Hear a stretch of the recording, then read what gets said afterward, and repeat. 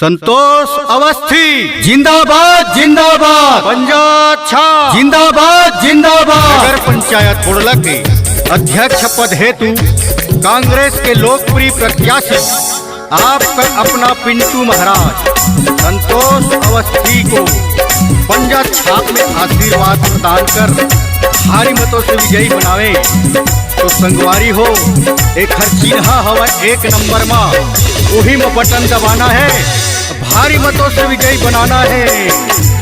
हमर अध्यक्ष गा भैया संतोष भैया ला बनाना है,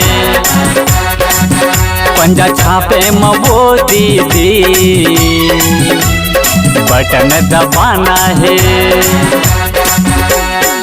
कतो भड़काही गाँव गली घर माँ, कतो रिझाही रेंगत डहर माँ, ककरो बाते में बिल्कुल नहीं आना है, नहीं आना है। विकास करे बरगा भैया इला मुखिया बनाना है, जुड़ मिल के वो दीदी इला जिताना है। झंड भुलाहू संगवारी हो, झंड भुलाहू हमार पिंटू भैया ला झंड भुलाहू, संतोष अवस्थी भैया ला झंड भुलाहू। नगर पंचायत बोड़ला ले अध्यक्ष पद पर खड़े हैं संगवारी हो। एक हर चुनाव चिन्ह हवा एक नंबर में पंजा के छाप वही में बटन दबाना है, भारी बहुमत के साथ विजयी बनाना है संगवारी हो। पंजा छाप जिंदाबाद जिंदाबाद। संतोष अवस्थी जिंदाबाद जिंदाबाद। अंधरा के ये आँखी ये संगी, थोरवा के बैसाखी ये गा, जन जन के हित करैया हक बलर दिन रात ये गा। संतोष अवस्थी जिंदाबाद जिंदाबाद। पंजा छाप जिंदाबाद जिंदाबाद। अंधरा के ये आँखी ये संगी, थोरवा के बैसाखी ये गा, जन जन के ये हित करैया हक बलर दिन रात ये गा। जन जन के ये हित करैया हक बलर दिन रात ये गा। कतो भड़काही गाँव गली घर माँ, कतो रिझाही रेंगत डहर माँ, ककरो बाते में बिल्कुल नहीं आना है, नहीं आना है। विकास करे बरगा भैया इला मुखिया बनाना है, जुड़ मिल के वो दीदी इला जिताना है।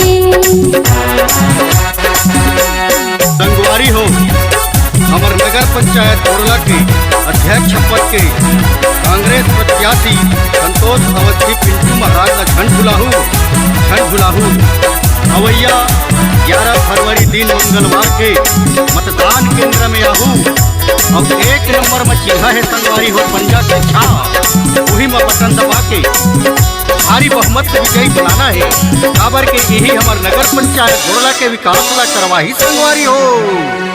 एहिला जुर्मिल जिताना है संगी, यही कराही विकास लगा। गरीब मन के यही सुनैया, क्या बनाबो संतोष भैया लगा। संतोष अवस्थी जिंदाबाद जिंदाबाद। पंजा छाप जिंदाबाद जिंदाबाद। एहिला जुर्मिल जिताना है संगी, यही कराही विकास लगा। गरीब मन के यही सुनैया, मुखिया बनाबो संतोष भैया लगा। गरीब मन के यही सुनैया, मुखिया बनाबो संतोष भैया लगा। कतो भड़काही गाँव गली घर माँ, कतो रिझाही रेंगत डहर माँ, ककरो बाते में बिल्कुल नहीं आना है, नहीं आना है। विकास करे बरगा भैया इला मुखिया बनाना है, जुड़ मिल के वो दीदी इला जिताना है। हमर संतोष भैया लगा अध्यक्ष बनाना है, पंजा छापे में वो दीदी बटन दबाना है।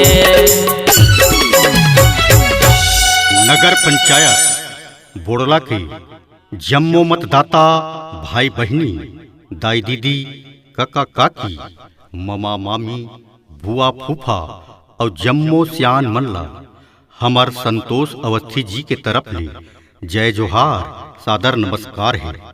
संगवारी हो, हमार नगर पंचायत बोड़ला के विकास करे खातिर बर हमार संतोष अवस्थी पिंटू महाराज है अब ठान ले हवै हमार नगर पंचायत बोड़ला मां नाली निर्माण करवाही, सीसी रोड बनवाही, नल जल योजना और एकल बत्ती कनेक्शन घरों घर लगवाही, गरीब मनला आवास देवाही, रंगमंच बनवाही। सरकार के जम्मो योजना के लाभ आप सब झन ला पूरा देवाही। ऐसन हमार संतोष अवस्थी भैया नेताला झन भुलाहू। अवैया 11 फरवरी 3 मंगलवार के मतदान केंद्र में आहू। 1 नंबर में चिन्ह है पंजा के छाप, वही में बटन दबा के भारी मतों से विजयी बना हूँ। संतोष अवस्थी जिंदाबाद जिंदाबाद, पंजा छाप जिंदाबाद